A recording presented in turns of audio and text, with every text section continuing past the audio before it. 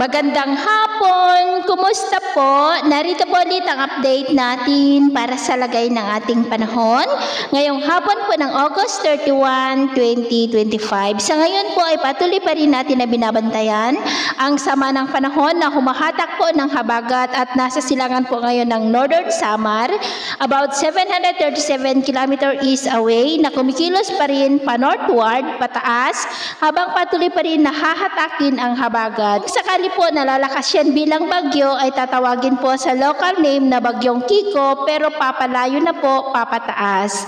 At ito naman ay pinapakita ng forecast model nating ginagamit hanggang sa susunod na 2 linggo ay posible muli ang pamumuo ng mga sama ng panahon sa paligid po ng ating bansa, at ang development ng mga yan ang ating babantayan. At sa lagay ng ating panahon ngayong hapon, dahil sa pinagsamang epekto ng habagat at ng trough ng LPA, ay cloudy skies with isolated rains ang Samar provinces, Leyte, Bohol, Cebu, Negros, Panay Island, Bicol Region, Mimaropa, Calabarzon, Metro Manila, Central Luzon, Ilocos Region, Cordillera, Cagayan Valley, Caraga, ilang bahagi ng Northern Mindanao, Davao, Holosulu at Zamboanga.